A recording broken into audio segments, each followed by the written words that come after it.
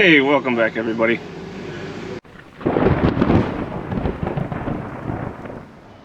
Alright, so I did notice that on the last couple of Phantom videos that I posted garnered considerable interest from you guys. If you guys are new to the channel, allow me to extend my welcome. This, if you're not aware, is the last operational Phantom in the United States, and what we're doing is doing all the maintenance, getting caught back up on the maintenance and inspections so we can put her back in the air. So again, if you're new to the channel, welcome and thank you for your interest, and we're gonna keep this baby operational for as long as we can. Like I said, she's the last operational one, and we're trying to keep the history alive of arguably the most iconic Cold War fighter jet. All right, so we're back here in the Wizzo's cockpit yet again from last week, and checking out this battery charger. And this is the first time I've seen this thing indicate a problem. So let's look at this. All right, so this middle light is yellow, or amber if you prefer, and that's indicating that we got a low battery. So that's the first I've ever seen that, and this charger's been sitting on this battery for about a week. So what I did do is grab my multimeter, and I'm going to check this battery out and make sure what we got for voltage. Hopefully we don't have a bad battery already. I know we were going to replace this prior to flight, let this battery run for as long as possible before we put a brand new one in, but if this is bad, it may have accelerated things, and it kind of roadblocks us as far as putting power on the aircraft. All right, let's see what we got.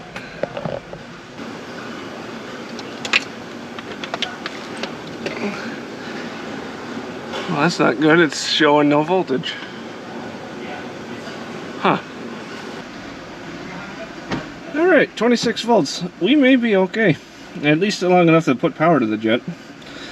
All right, we're gonna run this. All right, so with that battery, I was initially getting a bad read because my meter probes there, I have minimal metal. It's for what I do for my full-time job. So these are a little bit safer for me to use on high power stuff, because what I do is I'm an electrician on high power backup power systems, basically large scale UPSs, and I deal with stuff up to 480 volts and sometimes up to 700 volts DC. So having these safer probes really helps me out there. But you also got to get this thing right where you need it, otherwise you're not going to get a read, and that's what I got initially with that 0 volt reading. But we do have 26 volts. We're going to run this, so we're about to roll over the dash 60 and got the hydraulic mule just down below us, and we're gonna cycle some flight controls, PC 1 and 2 today, baby. Yeah. All right, but first things first, I got to put this breaker panel back where it belongs, and thankfully the two cannon plugs on it are, one's female, one's male, so I can't get them mixed up.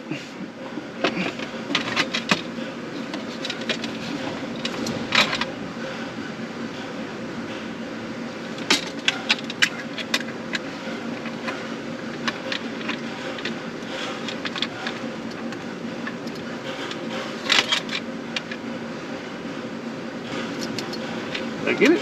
Nope. There we go, got one. Number 2. There we go.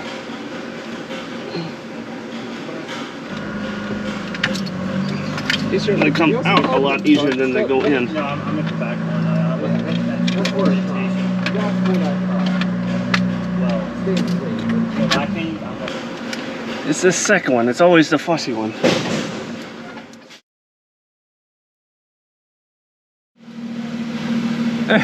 I finally got it. Oh, I can only imagine how much harder that is with the seat in. All right. Now we get to move on and put hydraulic power and electrical power to the jet. Let's see how these flight controls work. All right, time to cold start. All right. Batteries A little choke, and here we go.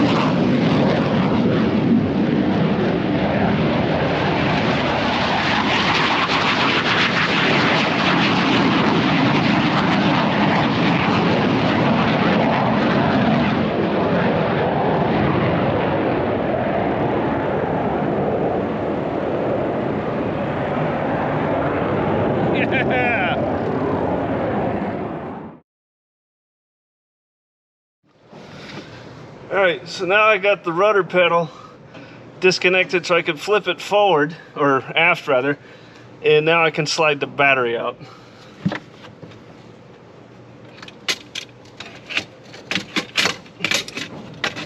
There we go.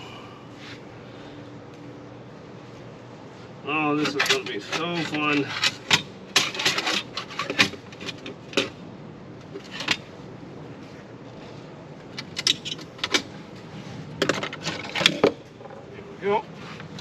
Here we go. There.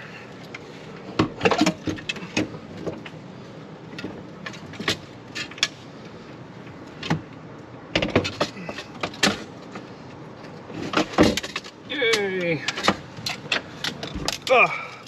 One battery. Yay, I win. I win. All right, so earlier we got all the equipment running. We got the NC8 up and running. Got power coming out of it.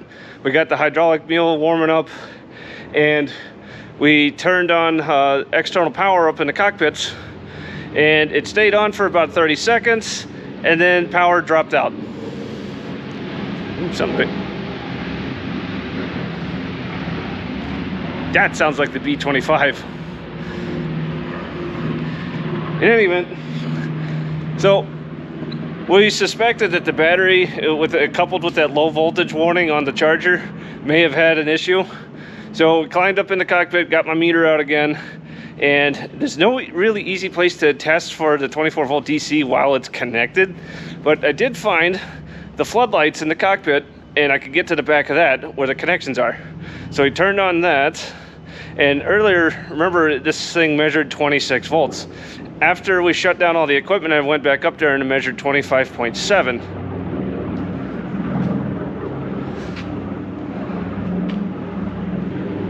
And I'm getting interrupted by the B-25.